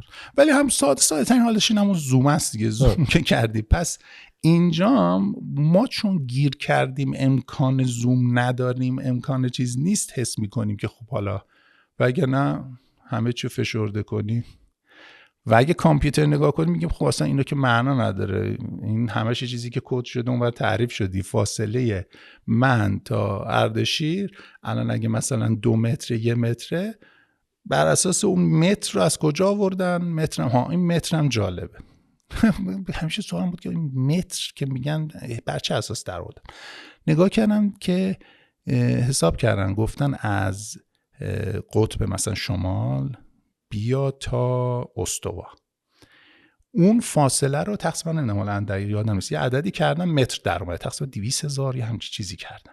پس فاصله اول کار که می‌خواستن متر رو حساب کنن اینجوری بود، از قطب شمال تا استوا رو تقریبا مثلا 200,000 کردن، گفتن هر چی که در اومد میکنیمش متر. بعدن آوردن حالا باز دوباره رسیدن به اتم و این موارد دیگه، اومدن خطکش اتمی و اینجور چیز میز حساب کردن. پس این معیار متر و فاصله‌ای که بین اینها وجود داره و اون فضایی که ایجاد میشه بر اساس چی محاسبه شده؟ باز بر اساس ماده‌ای که توی اون وجود داره. حالا اگه اون ماده‌ای که اون تو وجود داره خودش انرژیه، پس دیگه این فاصله معنا نداره که دیگه. یه چیز جالب بگم، ولی گفتید متر، کلمه متر میدونید از کجا اومده؟ نه. از میترا یا الهه ایرانیان. میترا الهه ایرانیاست، الهه پیمان و الهه خورشید، نماد خورشیده و کلمه متر از همون میتر یا میترا گرفته شده و از اون اومده، چون که یک پیمانه، یک اندازه گیریه. اون الهه اندازه گیری هم هست. خیلی جالب بود، داشتم پیروزه پادکست گوش میدادم، استاد شروین وکیلی اینو داشت توضیح میدادش. پس اوکی دیگه. من البته در مورد بقیه متراژ ها مشکل دارم، ما چرا بقیه متراژ ها اینقدر مزخرفن؟ خب آره هر کسی یه جور. آره دیگه هر چیز در فوت بوده دیگه، اندازه پا رو گرفته بود. اون موقع پا رو میتونست اندازه از قطب تا استوا رو نمیتونستن. پس ببین همه فضایی که وجود داره و زمانی که در نظر میگیریم، همه اینا پس به خاطر اون هارمونی که ما بتونیم با هم دیگه در تعامل باشیم. و وقتی که بریم تو علم کامپیوتر، همه اینها میتونه کن فیکون بشه دیگه. زمانه رو فست فوروارد میکنی، اون فضا رو کوچیکش میکنی، بزرگش میکنی، همه چی تغییر میکنه دیگه. برگردیم به همون بحث سیمولیشن. ما توی دنیای کامپیوترمون روی یه دونه کامپیوتر به واسطه ویرچوالیزیشن یا مجازی سازی میتونیم چندین سیستم عامل مختلف رو لود کنیم. قبلا روی یه کامپیوتر ما یه دونه ماشین یا یه سیستم عامل داشتیم که همه کار رو با سخت افزار انجام میده. بعد اومدیم مجازی سازی رو به وجود آوردیم، ما که حالا بشر دیگه، ما که مصرف کنندش. بعد مجازی سازی رو به وجود آوردن.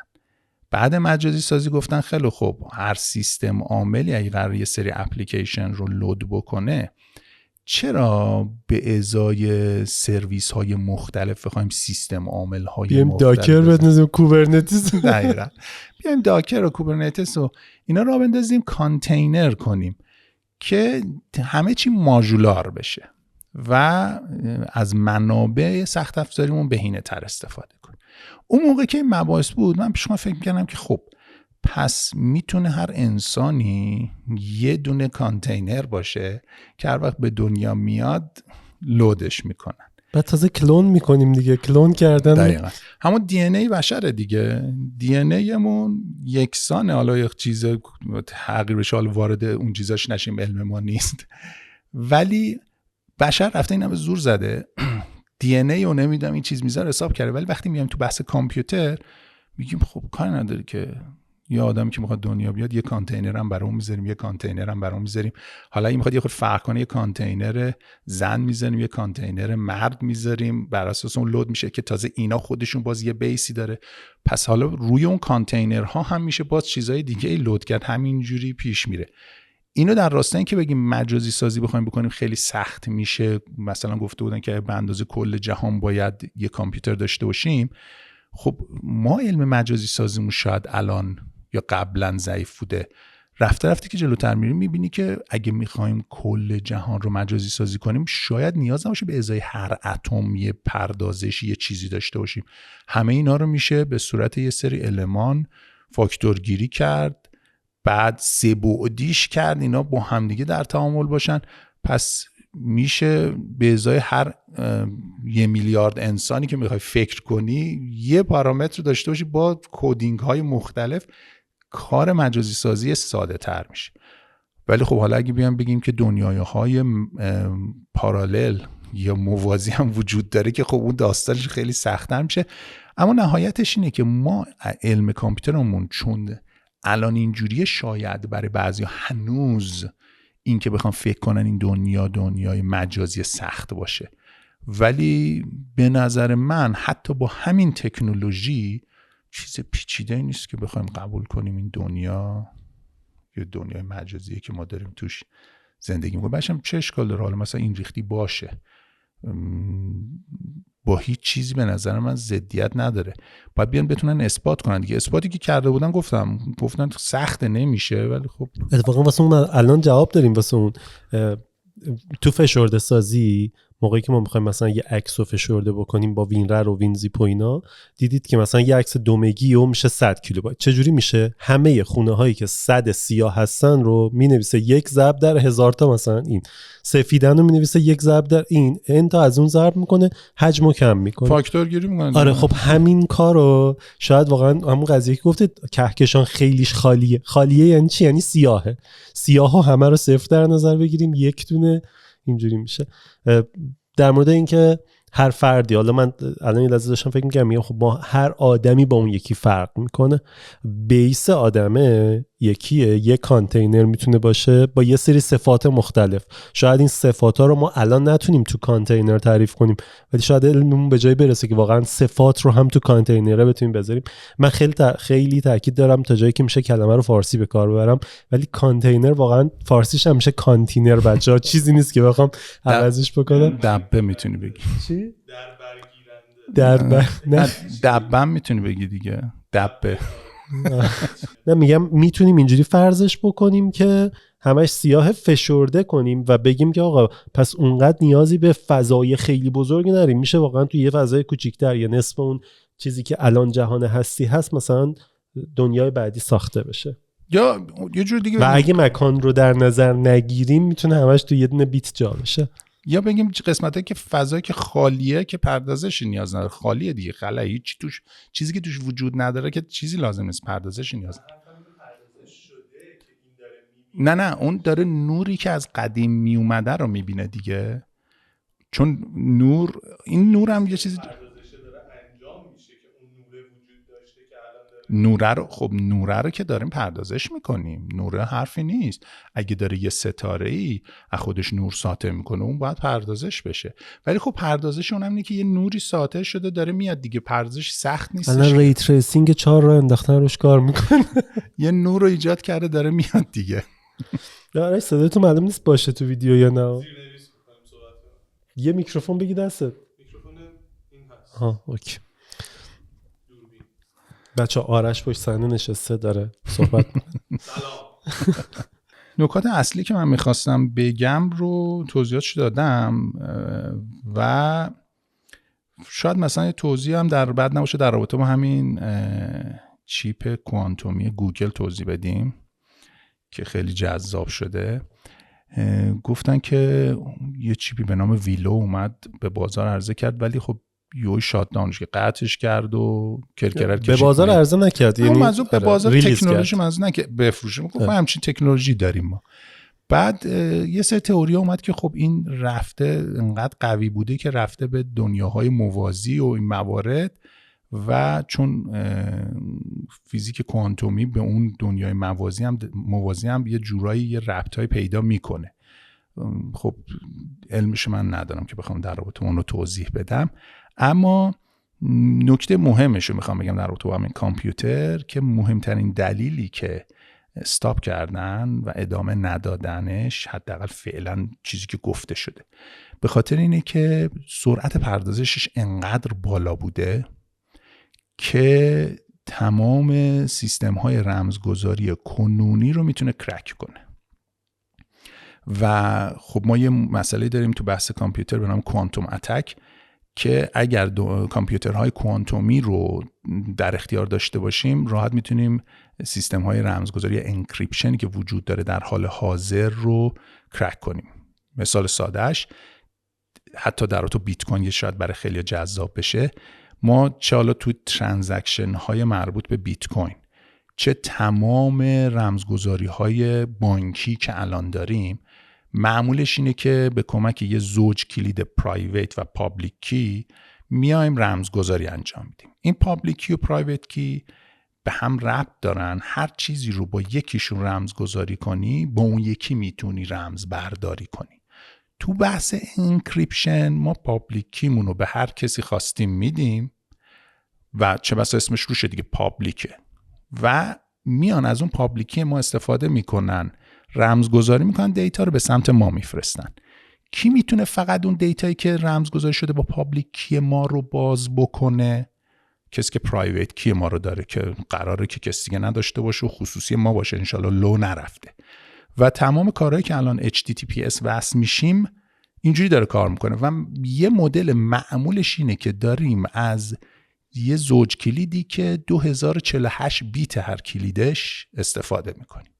حالا اگر یه چیزی با پابلیک کی رمزگذاری شد، برای اینکه بتونیم رمز برداری یا دیکریپتش کنیم این 2048 بیت پرایوت کی رو باید بفهمیم. یه روش خیلی پیش پا افتادهش اینه که سعی خطا کنیم دیگه. 2 به توان 2048 حالت به وجود میاد، تمام این کلیدا رو دونه دونه تست کنیم ببینیم میتونیم بازش کنیم یا نه. چون تعداد حالات زیاد میشه، برای ابر کامپیوترهایی که توی جهان وجود داره مستلزم سالیان ساعتها هزاران ساله که بخوان اینو دیکریپتش کنن. اما این کامپیوترهای کوانتومی یهو در عرض 10 دقیقه 20 دقیقه 30 دقیقه کلیدو پیدا میکنن و خب کل جهان میره زیر سوال دیگه. یعنی الان پس کسی که اون کوانتوم کامپیوتر داره میتونه تمام کلیدهای رمزگذاری رو پیدا بکنه و تمام اطلاعات انکریپت شده‌ای که رد و بدل میشه رو شناسایی کنه. حالا کسایی که بیت کوین دارن، یه سری از بیت کوین ها یه بار که مصرف شده پابلیک کیش اعلام شده، هر کی پابلیک کی رو داشته باشه سری میندازه توی اون کوانتوم کامپیوترش، اگه داشته باشه پرایوت کی به دست میاره و طی اون ترانزکشنی که شما داری انجام میدی، چون مثلا فرض کن ترانزکشن نمیدونم 30 دقیقه مثل که طول میکشه تا بخواد کار انجام بشه، توی اون 30 دقیقه اگه اون کلیدو به دست بیاره میتونه هایجک کنه، بدزده و پول شما رو بالا بکشه. به این دلیل میگن کسایی که بیت کوین دارن حواسشون باشه برن ببینن والنربل یا آسیب پذیر هست بیت کوینشون، اگه هست برن تغییرش بدن که مبادا کوانتوم کامپیوتر بتونه کرک کنه.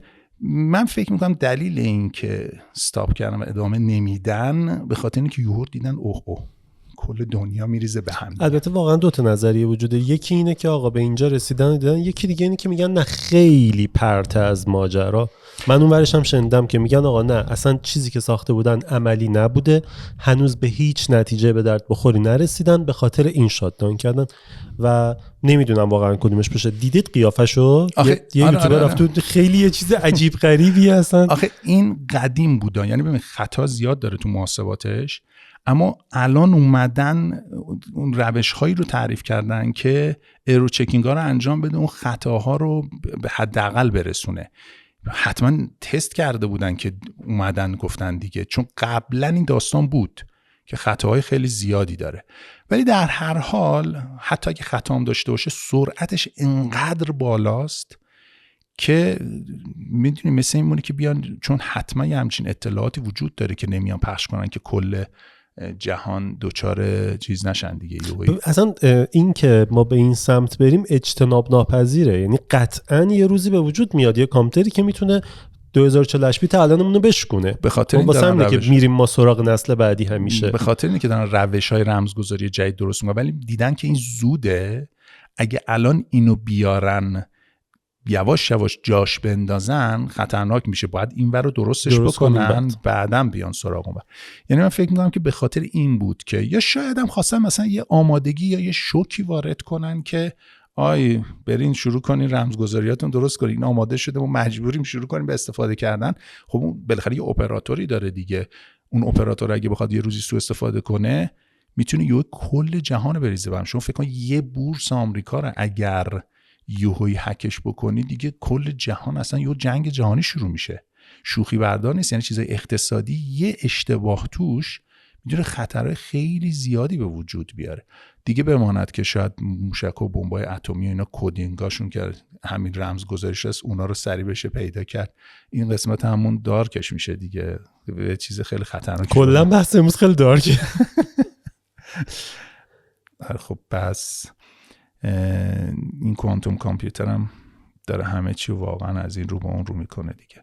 در مورد هوش مصنوعی هم اگه که بچه دنبال میکنن یادشون باشه حدوداً 1 سال پیش بود که یه سری از کسایی که روی این زمینه کار میکردن اومدن یه نامه زدن به دولت آمریکا، گفتن آقا یه سال استاپ کنید ببینیم چه غلطی کردیم تا الان بعد ادامه بدیم. و جوابی که دادن این بودش که ما استاپ کنیم چین داره کار میکنه و میزنه جلو. و دیدیم که واقعا چین داره خلاقیت نشون میده و داره کارهای واقعا میکنه. دیپسیکو شما در موردش یعنی دیدم متن نوشتید و منم در موردش ویدیو گذاشتم. نمیگم الان دیپسیک خیلی کار خفنیه یا فوق العاده است، ولی کاری که کرده واقعا خاصه. اینکه بیای بین اون 46,000 تا بگی من فقط 4,000 تا 6,000 تاشو میخوام با همین بری به اون نتیجه نزدیک هم بشی، خیلی کار خلاقانه و جدیدی بود و واقعا وای نمیسته دنیا که ما تصمیم بگیریم آقا میخوایم یا نه. یعنی کوانتوم کامپیوتر هم شاید الان بگیم خب ولش کن گوگل پس میذارتش کنار، گوگل میذاره کنار، چین میاره، اسرائیل میاره، ایران میاره، روسیه میاره، یکی دیگه پیداش میکنه بالاخره و مجبوریم پس بریم سراغ لول بعدی، رمزگذاریمون رو بهتر کنیم، امنیتمون رو ببریم بالا. آخ نگم امنیت که این چند وقت سرویس کردن بعضیا ما رو دیگه. این سر نگم مثلا ربطی نداره ولش کن. خب نه این در تو هوش مصنوعی اینا هم که گفتی تازه دقت داشته باش که اینا همه اوپن سیستم ها هستن که دارن اعلام میکنن. مطمئناً چیزای سری یا کلوز سیستم وجود داره پشت صحنه و اینا رو اعلام نمی‌کنن. بنابراین اگر الان بیان جلوی یه شرکتی که شفاف کار کرده رو بگیرن بگن خب دیگه استاپ کن، اشتباهه، به خاطر اینکه کسای دیگه دارن پشت صحنه پیش میرن. اگر شما پیش نری بعداً نمیتونی تقابل کنی، چون چه بسا هوش مصنوعی چرا همیشه بخوایم بد فکر کنیم که بخوایم ازش سوء استفاده کنیم، میتونه کمکمون بکنه در مقابل تهدیدات هوش مصنوعی دیگران دیگه. به همین دلیلی که نمیتونیم استاپ کنیم. متاسفانه رفتیم به یه جایی که پشت صحنه بالاخره اجتناب ناپذیره. دقیقاً خوب گفتی، اجتناب ناپذیره. حالا اینکه نیان ببین اون داستان هست، میگم نمیخوان تو ذهن افراد فارسیش میگیم پنیکی، اون ترس بندازن. نه ترس نگیم، پنیک، استراب. نمیخوان اون استراب و استرس یهو ایجاد شه، چون ایجاد شه بازارهای جهانی میریزه به همدیگه. اومدن یه سری شرکت ها پیش رفتن، شاید حتی احتمالش هم زیاده پشت صحنه برای کار نظامیشون کشورها رفتن جلو، به اونجا هم رسیدن، دیدن این داره اینو میاره، فردا اگه بیاد عمومیش بکنه این قسمت های نظامیه اینا نمیتونه اون خواسته هایی که داره رو برآورده کنه. گفتن هوی تو صبر کن وایست ما خودمون بذار کار کنیم. یا اینکه اونو خفش میکنن میکشوننش، اگه خودشون پشت صحنه اون تکنولوژی یا حتی بالاترش نشته باشن میکشونن میارن به سمت کارهای نظامی و چیزهای خودشون. و به همین دلیل هم هست که میگن دنیای آینده واقعا دنیای نزاع دیجیتالیه و اگر جنگ جهانی سوم و بمب اتم و یه چیز نشه که برگردیم به قدیم و بدبخشیم، اگه این اتفاق رخ نده بعداً دیگه بمب ها و اینا معنا نخواهد داشت و همه چی این دیجیتال، چون طرف تا بخواد شلیک کنه هکش کردن همونجا یه کاری میکنن که منفجر میشه. هزاری هم بگن همه چی میخوایم مکانیکی کنیم، هزار تا راه مختلف وجود داره که همونجا تو شاید اطرافش یه سری چیزا رو کار بذارن که این موشک و بمب هایی که میخوان کلاهک‌های اتمی رو منتقل کنن و منفجر کنن، اونها هم اونجا دخل خود اون کشور رو بیاره. پس قبلا هم دیده بودم که چند تا دکترای شریف و اینا حتی تو خود ایران گفته بودن که چندین سال دیگه، 20 سال، حدود 5 سال پیش بود فکر میکنم، خودشون میگفتن که 20 سال دیگه اصلا چیزای دیگه معنا نداره و یه جورایی همه تسلیمیم. یواشش داریم میبینیم که به اون سمت و سو داریم پیش میریم که کشورهایی که تکنولوژی کامپیوتر خیلی قوی دارن، ساده ترینش همین چیزایی که سوشال مدیا دارن، راحت میتونن شستشوی مغزی بدن آدما رو به سمت اون چیزی که خودشون میخوان، که معمولا خیلی میگن بده، ولی خب حالا هرچی، من کار بدی و خوبیش ندارم، راحت میتونن همه رو کنترل کنن دیگه. وای بال که کلیدارم بشکنن و تبادل دیتا. و اینکه خب حالا نریم بخوام بریم اونور خیلی چیز میشه. من اصلا چرا این بحث هوش مصنوعی رو کشیدم وسط؟ به خاطر اینکه اول کار گفتم یه نظریه‌ای وجود داره که یه هوش مصنوعی در آینده اومده این دنیای ما رو خلق کرده. فرض کنیم که همین هوش مصنوعی چطور الان هر سوالی ازش میپرسیم بلده، هی بیاد پیشرفت کنه انقدر بره جلو که بتونه خودش یک ویرچوالیزیشنی بسازه و ما بیایم داخلش و ما تو دل اون باشیم. من خیلی سخته واسم قبول این قضیه و واقعیتش اینه بچه، من اصلا نمیدونستم بحث امروز، فقط میدونستم در مورد چیه، اصلا اینکه این اثباتا رو میخواید بگید نمیدونستم و هی دارم پس زمینه سعی میکنم رد کنم، یه نظریه‌ای بیارم رد کنم، یه چیزی بگم، چیز دیگه واقعا به ذهنم نرسید. خب باز بگم اثبات نه، من چیزی آره در موردش صحبت فقط کنیم. نظری که میتونه اینجوری باشه. حالا افرادی میتونن اینو با دلایل مختلفی نقض کنن، هر دوتاش هست دیگه. کلی آدم هستن که دارن رو رد میکنن تو دنیا با اثبات نظریه های مختلف، یه سری هم نه.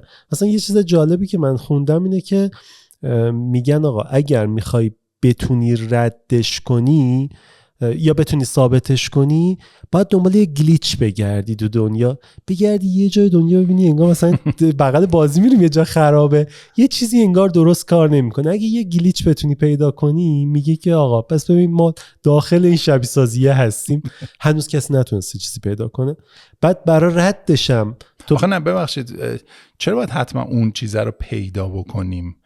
ببینیم که ثابت شه بهمون دیگه، بگیم آقا نه اثبات شد بهمون که 100%. همین که میگیم هنوز نمیتونیم اثبات کنیم. آره ولی خب آخرش هم باز شاید نشه چیزی رو اصلا اثبات کرد، به خاطر اینکه من دیدی که دارم این بود که میگفتم پیش خودم همیشه فکر میکردم که خب فرض ما یک کاراکتری هستیم که توی یه گیم کامپیوتری، اون کاراکتر کامپیوتری که داریم باش بازی میکنیم خودمون، اون چطوری میتونه ما رو درک کنه؟ فرض کن ما تولید کننده، حالا فکر کن مثلا خودمون اصلا برنامه اون گیمر رو نوشتیم، بالاخره یه گیمری اون اول کار اون نوشته دیگه، داره تستش میکنه، داره بازی میکنه با اون کاراکتر میره. حالا اگر میخوای کالاف باشه میری مثلا میزنی ورون ور میکشی، خب حالا هرچی، اون کاراکتری که اون توه، اون هوش و آگاهیش چطوری میتونه ما رو درک کنه که یه نفری اومده اونو تولیدش کرده؟ خب گفتم خودمو میام شبیه سازی میکنم، میذارم تو کامپیوتر، توی حافظه و پردازنده، و چطوری میتونیم از اون بیایم، از دل اون کامپیوتر فیزیکی بیایم بیرون تا بتونیم اون تولید کننده، خالق، آفریدگار، اونو بخوایم درکش کنیم. کافیه فقط اون آفریدگار خودش رو کلون کرده باشه، گذاشته باشه تو بازی، یا اینکه بیاد تو مغز ما یه چیزی بذاره که ارتباط بده. آره که حالا مثلا اگه بحث دینی بخوایم در نظر بگیریم نه بخوایم دینی در نظر بگیریم، میگیم آورده اعلام کرده دیگه، من از بیرون هستم، حواسم هستم، آره من حواسم هست، نمیدونم هر چیزی که لازمه اومده بهمون اعلام کرده. خب فرض کنیم که ما اون دین و اینا رو قبول نداشته باشیم، افرادی هستن که بیدینن دیگه، قبول ندارن اینا رو.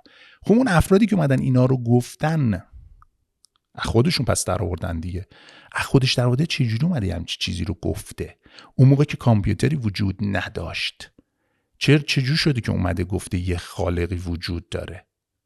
خب به خاطر اینکه ما خودمون داریم یه جای زندگی میکنیم که داریم خلق میکنیم دیگه. حالا میان میگن که مثلا خدا از روح خودش دمیده و ما هم خودمون یه بخشی از خدا هستیم و هرچی. پس فکر اینه که ما الان تو این دنیا اگه میخوایم آفریدگار، خالق یا خالقان، میگم دنبال چیز مذهبی نیستم، بالاخره فکر اینه که یه عده میگن یه کسایی ما رو به وجود آوردن، یه عده میگن نه. اگه فرض رو بر این بذاریم که به ما رو به وجود آوردن، ما چطوری میتونیم اونها رو درک بکنیم؟ چرا حالا همش میخوایم فکر کنیم که آدم فضاییایی هست بودن که ما رو آوردن؟ میتونه ها، خب ولی خب اون آدم فضایی‌ها رو کی به وجود آورده بوده؟ بالاخره یه ارتباطی از بیرون باید وجود داشته باشه. خب در قدیم سخت بود این قضیه که من خودم بذارم جای اون کاراکتر کامپیوتری، بعد بتونم از کامپیوتر بیام بیرون، کسی که بیرون کامپیوتر رو درک کنم. ولی بعد که همین بحث کانتینر رو در واقع ماشین‌های مجازی و بعد کانتینر به وجود اومد و بحث همین که گفتی یک گلیچی پیدا کنیم، بحث هکش هم به وجود اومد، یه خورده داستان متفاوت شد از لحاظ فکری. یه ماشین مجازی رفته تو قسمتی از حافظه لود شده، یه ماشین مجازی دیگه هم روی اون سخت افزار لود شده توی قسمت حافظه. به واسطه باگی که این ساختار مجازی ساز، نرم افزار مجازی، حالا میخواد VMware باشه، هایپر-وی باشه، تو VMware که این اتفاق رخ داده بوده داشته، یه ماشین مجازی تونسته اطلاعات یه ماشین مجازی دیگر رو چیکار کنه؟ بدزده. خب حالا این ماشین مجازی میتونه کانتینر در نظر بگیره، یه کانتینر اتک کنه به یه کانتینر دیگه. خب حالا ما به عنوان یه انسان شاید بتونیم یه انسان دیگر هک کنیم. حالا من بخوام هکت کنم، برم ببینم آیا اینا که من مثال میزنم هیپنوتیزم میکنن، تلپاتی میزنن، هرچی، نمیخوام اثبات یا ردشون کنم، آیا داره میره چه دانسته نگیم نادانسته داره میره اون قسمت حافظه‌ای که اونجا اصل کار وجود داره؟ چون ما همینطوری مادی اگه نگاه بکنیم، حافظه شما تو مغزته دیگه، منم حافظم تو مغزم. حالا اگه من میخوام روی تو تاثیر بذارم، باید تو مغزت نفوذ کنم. میتونه با این کلام باشه، دیتایی که دارم میدم بره تو مغزت یه تاثیر بذاره، میتونه با یه حرکاتی باشه که به واسه تصویر دارم به چشمت یه اطلاعاتی میدم، چون گیرندات گوشه و چشم دیگه، لمسی هم فعلا کاری نداره. دستم نمیرسه. لمسی هم معمولا اونایی که هیپنوتیزم یه لمسی هم داره، ولی کامپیوتری وقتی قضیه رو نگاه کنیم خیلی ساده میشه که خب داره میره به اون قسمت حافظه اون نفوذ میکنه. چرا این امر امکان پذیر بوده؟ آیا باگیه که وجود داشته که یه نفر میتونه روی آدم دیگه تأثیر بذاره؟ چون هیپنوتیزم رو که نمیتونیم انکار کنیم، طرفدار هیپنوتیزم میکنیم، میبینیم دیگه. اصلا تو علم پزشکی هم دارن برای یه سری کارها از هیپنوتیزم استفاده میکنن. خب که حالا باز میشه اینسپشن رو هم یه جوری باز وارد این داستان کرد. خب اینا یه خورده پیچیده، ولی میگم اینطوری ما میتونیم سیمولیشن رو بیشتر درک کنیم، یعنی قبول کنیم که سیمولیشن است، بعد میریم قسمت‌های حافظه همدیگه تاثیر میذاریم. ولی اینکه بخوایم حالا برسیم به اون آفریدگاره، اگه اون تولید کننده ما کانتینریم، خودشون ماشین مجازیه باشه، خب کانتینره میتونه یهویی به اون ماشین مجازی در ارتباط باشه دیگه، و حتی شاید ماشین مجازیه رو مثال میزنم حکم بکنه. اما مثلا اینجاست که پس ما اگه کانتینریم، ماشین مجازی مثلا ما رو به وجود آورده، ماشین مجازی رو کی به وجود آورده؟ ما فعلا اون ماشین مجازی رو پیداش کنیم اگه ما کانتینریم، و بعد یه خالقمون رو پیدا کردیم، بعد بریم سراغ بالاتر ببینیم به کجا میرسیم. اتفاقا داشتم فکر میکردم که آیا میتونیم بگیم اینجوریه که مثال بزنیم، فرض بگیریم، فرض محال که محال نیست، فرض بگیریم که ما همه داخل یه کامپیوتریم، خب، و مثلا تا چه میدونم عطارد یه دون همش توی این جهانه، هر چی که اونوره توی یه کامپیوتر دیگه است، اون ورترش توی یه کامپیوتر دیگه است. یا مثلا کهکشان ما که کهکشان راه شیریه، همش توی یه کامپیوتره، بقیه کهکشان هم هر کدوم یه کامپیوتر هم، و بعد اینا رو با هم شبکه کردیم با هم. اون زمانیه که نگرانی که یه دونه کامپیوتر نمیتونه کل جهان آره. واسه میگم حتی واسه اینم راهکاره دیگه. آره. بالاخره ما داریم این. آره ما داریم میگیم کامپیوتر، باز چون کامپیوتر مادی میشه دیگه. ولی وقتی میری تو بحث انرژی، خب انرژی ها و زون های مختلف چه فرق میکنه؟ حالا همه اینها یه انرژی هن یا انرژی های مختلفن که با هم دیگه دارن تعامل؟ فرقش اینه که من گریم داره در میاد. حالا تازه جهان موازی رو واردش نکردیم. خب و اما یه نکته دیگه که گفتم اول ویدیومون توضیح دادم که شاعرای ما یه سری شعرهای خیلی جذاب و خوبی گفتن که الان میان توی فیلم ها یه چیزی شبیه به اونو میگن، خیلی واسهشون جذابه، در صورتی قرنها قبل گفتن. خب ما انسان ها یکی از دغدغه‌هامون همیشه اینه که ما اگر اتفاقی نیستیم و این جهان خالقی داره و اینا، واسه چی اصلا اومدیم اینجا و هدفمون چیه؟ این یه مبحثشه. ولی من یه جوری دیگه هم فکر می‌کنم، میگم اگه خالقی وجود داره هدف اون چی بوده؟ که گفتم میتونه گیمی، نقاشی، شاید یه سرگرمیش بوده اومده یه چیز درست کرده، یا اگه بخوایم خیلی هدف محور بهش نگاه بکنیم یه هدفی اگه پشتش بوده، خب اون آفریدگار. چطور ما دوست داریم که یه چیزی خلق کنیم، اگه برنامه نویسیم هی دوست داریم اپلیکیشن مختلف و برنامه‌های مختلف نویسیم، اونم به هر حال دوست داشته یه چیزی تولید کنه و ما هم هی تولید شدیم، ما هم داریم همینجوری یه چیزایی رو تولید میکنیم. ولی حالا در این راستا مثلا فرض کن مولانا اومده گفته که من میگم خیلی علاقه به شعرام ندارم، حفظم نمیتونم بکنم، ولی از کجا آمدم و بهر کجا آمدم، از کجا آمدم و بهر چه آمدم، یه همچین شعری هم داره که خب ببین قرن چندم فکرش این بوده که من از کجا اومدم، برای چی اومدم، من اینجا توی قفس گیر کردم، باید برم جای دیگه. حالا میان تو ماتریکس مثلا یه همچین دیالوگایی رو استفاده میکنن. بابا شاعرای ما اومدن با شعر و قافیه و اینقدر وزین به زبان فارسی اینقدر قشنگ گفتن که متاسفانه من واقعا شرمندم که نمیتونم. من پیدا کردم، سرچ کردم، روزها فکر من این است و همه شب سخنم، که چرا غافل از احوال دل خیشتنم، از کجا آمدم، آمدنم بهر چه بود، به کجا میروم، آخر ننمایی وطنم، ماندم سخت عجب که از چه سبب ساخت مرا، یا چه بود است. این اون داستان است که از چه سبب ساخت مرا، این که خودت حالا هدفت چیه و اینکه اون هدفش چی بود. ببخشید حالا ماندم سخت عجب که از چه سبب ساخت مرا، یا چه بوده است مراد وی از این ساختنم، جان که از عالم علوی نیست، الوا باید بگم، نمیدونم کلمش چیه، جان که از عالم الواست یقین میدانم، رخت خود باز برانم که همانجا فکنم، مرغ باغ ملکوتم نیم از عالم خاک، 2-3 روزی قفسی ساختند از بدنم. طولانیه ولی همون که شما می‌خواستید اینجا. خب شعرهای اینجوری خیلی ما داریم، خیلی داریم ما. و حالا خارجی اومدن مثلا توی فیلماشون یه چند تا چیز اومدن استفاده کردن، توی حالا فیلم به چه گندی بابا ببین قبلا چیا گفتن. البته میگم فیلسوفا، نمیدونم عارفها، هرچی دانشمندای خوب خارجی واقعا این چیزها رو خوندن یعنی شعرهای فارسی رو که ترجمه شده رفتن سراغش رو کیف کردن. ولی به خاطر هر چیزی که یکیش میتونه این باشه که سرکوب کنم ما رو، اینا من البته نمیخوام حالا بخوریم مثلا بگیم فاشیستی به قضیه نگاه کنم که ما برتری، ما نمیدونم چی، ولی خب آقا یه زمانی برتر بودیم واقعا، اصلا برتر ما کارن. چرا نمیایم بگیم یه کسایی این ریختی بودن، یه همچین چیزهایی رو گفتن، حالا بخواد کسای دیگه بیان بگین این چیزها رو به اسم خودشون تموم کنن، یا مثلا بگیم من این جمله رو به کار بردم.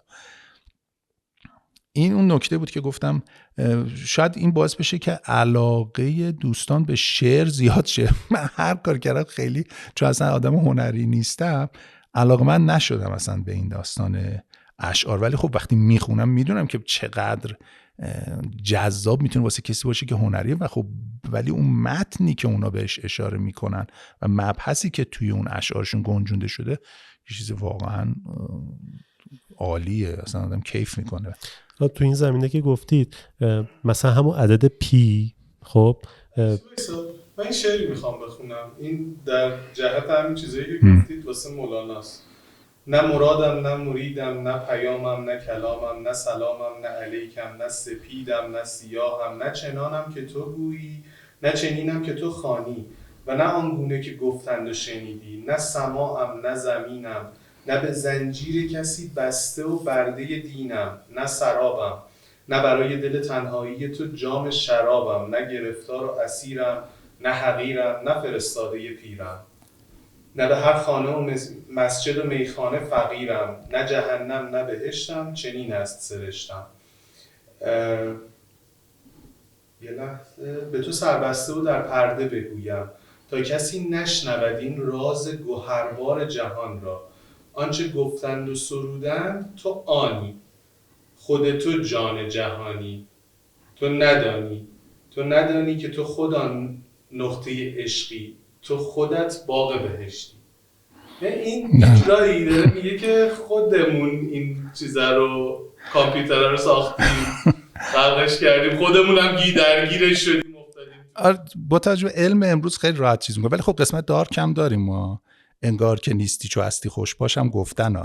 در نظر بگیر ما نمیخوایم چیزی حالای تبلیغ کنیم بگیم که قسمت چیزش هم هست که همون که گفتیم یه سیمولیشنیه و تمام میشه میره و هیچ دنیایی هم بعدش وجود نداره و عاقبت جهان نیستیه. پس حالا که هستی خوش باش. پس میگم دنبال اثبات چیزی نیستیم و چیزی ترغیب نمی‌کنیم، فقط همه چی می‌خوایم علمی بحثشو بکنیم و در راستای همون اثبات نمیتونیم، حداقلش اینه که نمیتونیم اثبات کنیم که دنیای دیگری وجود داره منطقی و با توجه به چیزی که تو مغز خودمون هست که میایم کامپیوتر رو علمشو تولید میکنیم و برنامه نویسی و این موارد که یه هدفی ازش داریم، به نظر میرسه که خب پس کسی هم که ما رو اگه تولید کرده به وجود آورده خلق کرده اونم پس یه هدفی داره. با دید خودمون اینجوری فکر میکنیم، ولی خب میتونه همه اینها هیچ باشه اصلا. من این نکته بگم، نکته آخر این که همین عدد پی که در موردش صحبت کردیم، خب میگن که ارشمیدس کشفش کرده، ولی ما حالا یه سریال باحالی هم بود یه زمان تلویزیون نشون داد به اسم نردبان آسمان، داستان زندگی غیاث الدین محمد کاشانیه. خب و ایرانی بوده و اون کاشف عدد پی خیلی قبل از ارشمیدس که بخواد اینو با این اصلا با این تعداد پیداش بکنه اونو کشف کرده. ولی تو تاریخ حتی ممکن تاریخی که کسی می‌نویسه که دوست داره دیگه، هر جور دوست داره نوشتتش دیگه. قبل اونم شاید کسی دیگه‌ای بزنه، اصلا شاید کسی میدونسته نیومده اعلام کنه، یا بعدش هم قبلا که نمیشد راحت اعلام کرد، طرف توی کتابی چیزی هم نوشته شاید اصلا پاک شده رفته. اتفاقا من یه مقدارم سرزنشم این بود که وقتی چیزی هست اومدیم میدونیم این اشعار وجود داره، چرا روی اینها مانور داده نمیشه که یه همچین افرادی بودن، چیزایی که نمیدونیم و از دست رفته. متاسفانه پول میخواد که روش کار کنن دیگه. بله. توجه به فرهنگی که الان ما نمی کنیم. بله. فکر میکنم تمام نکته خاصی دیگه نداریم. فقط یه نکته که کلی قبلش هم گفتیم کلی دانشمند هستن تو دنیا که میگن نه آقا این نظریه رده و این بیشتر یه بحث فلسفیه، چون که راه علمی برای اثباتش هنوز وجود نداره. ما سعی کردیم اینجا نظریه‌ها رو بگیم، همه مواردی که بود و در موردش حرف بزنیم. همونجور که خودتون چند بار تاکید کردید، فکر نمی‌کنم قصدمون نه اثبات باشه نه رد باشه، ولی دونستنش و آگاه بودنش خیلی جذابه. از ایلان ماسک پرسیدن که نظرت چیه، گفته که طبق شواهد و چیزایی که من می‌بینم احتمال این که ما توی یک شبیه سازی باشیم بیشتر از اینه که توی شبیه سازی نباشیم و ما دنیای اولی باشیم که تازه ما می‌خوایم اون شبیه سازی پایینیه رو بسازیم. میگه که احتمال این که ما تو شبیه سازی حالا کدوم لایه باشیم هم نمیدونم، اون قضیه که خالقمون کیه و خالقمون کیه نمیدونیم. ولی برام خیلی جذاب بود این اثباتایی که شما کردید که مثلا زمان چجوری میتونه وجود داشته باشه یا نه توی علم کامپیوتر. جذاب بود، مرسی از شما. خواهش میکنم. البته خب اون کسایی که میگی ردش میکنن، به نظر من با توجه به علم کامپیوتری که الان داریم، توانایی نمیگم علمی و فرضی که میتونیم بگیم، شما میتونید بگی که فرض عجیبی هم نیست، اصلا یه فرض قابل قبوله که الان تکنولوژی ما از لحاظ پردازشی هر چقدر هست میتونه میلیون برابر بشه در عرض یه مدت دیگه.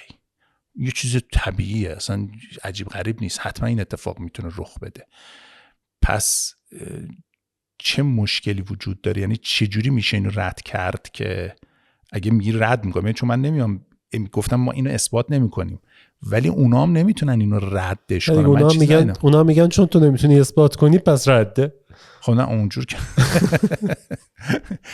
چرا میشه اثباتش؟ اگه بخوایم اونجوری فکر کنیم میشه اثباتش کرد.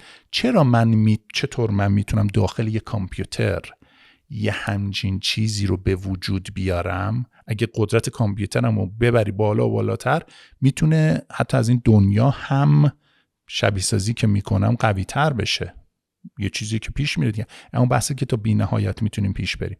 مگن که تنها چیزی که میشه گفت اینه که بگن که خب شما اومدی اینو به وجود آوردی، یه چیزی بوده، شما اومدی یه چیز دیگه‌ای به وجود آوردی.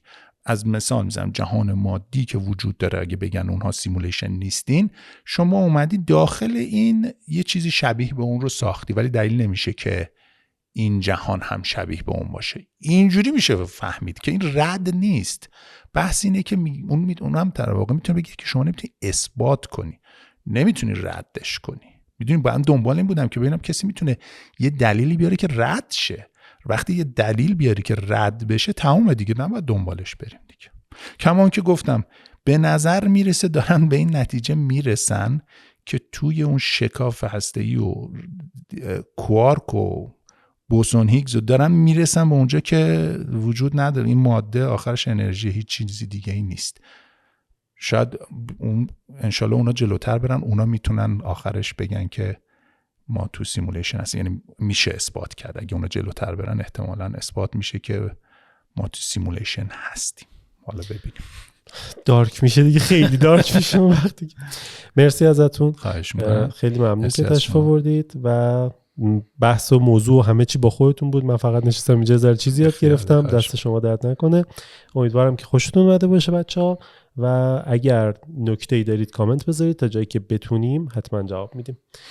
آره منم بی‌صبرانه منتظر کامنت ها هستم و البته یه معذرت خواهی میکنم اگر مطالبی که توضیح دادیم خیلی کلاسه بندی شده و دقیق نبود، چون خیلی سخته. آدم میشینه چیزا رو فکر میکنه، چیزایی به ذهنش میاد، اینا رو بخوای بنویسیش باید دونه دونه اینا رو شاید مینوشتم، زمان میذاشتم ترتمیزش. میگم میدونم که آشفتگی وجود داشت توی توضیحاتمون. امیدوارم که اینو ازش خورده نگیریم. می‌خواستیم گپ و گفتی داشته باشیم و ضمناً این که منتظر نظرات شما هم هستیم. من خودم برام کلا دنیای پادکست گفتگو محور اینجوریه که من نشستم یه گفتگو رو گوش بدم و پادکست تک نفره نیست که من متنمو نوشته باشم و قشنگ کلاسه بندی کرده باشم. توی پادکست گفتگو محور برای من اوکیه. من هرچی پادکست گفتگو محور گوش میدم امکان داره یهو بپره این منو، واسه همین اصلا زمان بندی نمیکنن پادکست گفتگو محور رو که طرف بدون آقا باید از اول تا آخرش رو گوش کنی. یه چیزایی هم وسط شاید به هم دیگه ربط داشته باشه، هی اون بیاد این وسط. من اوکی ام با این قضیه. واسه نه درست. آخه میدونیم من اولین باریه که در این رابطه دارم گفتگو میکنم. هر چیزی بوده تو فکر خودم و ذهن خودم بوده. اگه آدم اینو بشینه تعداد دفعات زیادی گفتگو کنه تو مغزش بیشتر جا میفته که بتونه اعلامش بکنه. یه چیزایی بوده که حتی بعضی وقت یه سری قسمت‌ها فراموش میشه آدم که بخاطر این بود که چند تا چیزو نوشتم. ولی از این لازم میگم که اگه خیلی منظم مرتب نبود اگه من چندین گفتگو تو این رابطه داشته باشم مثل درس دادن میمونه دیگه. مغزم برای تشریح اون چیزی که تو ذهنم هست آماده تر میشه، بهتر میتونه. بچه‌ها باید بیان سر کلاس بشینن بفهمن که کلاس بندی چجوریه. نه از این لحاظ که کلاس نمیذارم، فقط بحث اینه که نه سر کلاس که بودی دقیقاً همین بود دیگه. کاملا اینجا این نکته اینجا اون نکته اونجا، کاملا اینجوریه. دست شما درد نکنه. مرسی از شما خیلی ممنون. خدا نگهدار. خدا نگهدار.